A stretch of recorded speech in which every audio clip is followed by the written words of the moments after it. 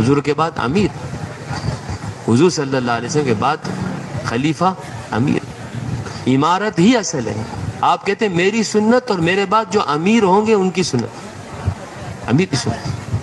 اسے میرے محترم دوستوں کہ امت ہمیشہ سے جو کامیاب ہوئی ہے اور اسلام جو 22 لاکھ مربع میل تک آدھی سے زیادہ دنیا تک پہنچا ہے وہ امارت کے تحت چلنے پر پہنچا ہے۔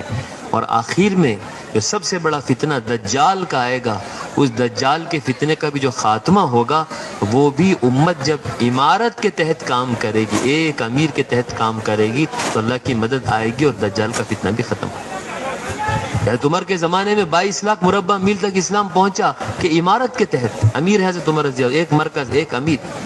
اور جب دجال آئے گا تو اس وقت بھی جو فتنہ ختم ہوگا وہ فتنہ بھی ختم ہوگا حضرت مہدی کی امارت میں، جب عیسیٰ علیہ السلام اور سارے مسلمان مل کر کام کریں گے تبھی جو ہے فتنہ ختم ہوگا۔ حذیفہ رضی اللہ تعالیٰ پوچھا کرتے تھے کہ لوگ خیر کی باتیں پوچھتے ہیں اور میں شر کی باتیں پوچھتا ہوں، اور تاکہ شر سے بچا جا سکے۔ کہ میں نے پوچھا یا رسول اللہ آج تو ہم خیر پر ہیں، کیا اس کے بعد بھی؟ کہا ہاں آج تم خیر پر ہو، اس کے بعد ایک شر کا زمانہ آئے گا، ایک فتنے کا زمانہ آئے گا، پھر خیر، پھر شر، پھر خیر، پھر ایک زمانہ ایسا آئے گا کہ لوگوں کو شر کی طرف، غلط کی طرف صحیح کہہ کے دھوکے سے لے جا رہا ہے۔ کیا کر رہے ہو؟ ہاں یا رسول وہ زمانہ پاؤں کہ لوگ کہیں کہ یہ بھی صحیح، یہ بھی صحیح، یہ بھی ٹھیک ہے، یہ بھی ٹھیک ہے، یہاں بھی جانا چاہیے، یہاں بھی جانا چاہیے، تو اس وقت میں کیا کروں؟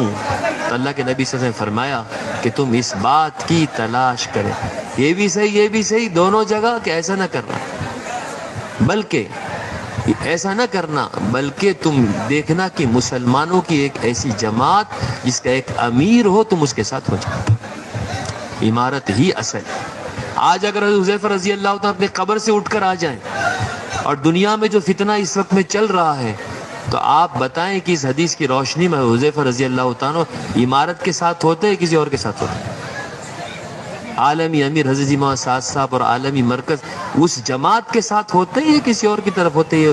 حدیث کیا کہتے ہیں؟ آپ کیا کہتے ہیں؟ اسے میرے محترم دوستوں کہ حق دو نہیں ہو سکتا، حق ایک ہوگا۔ کیا ہوگا؟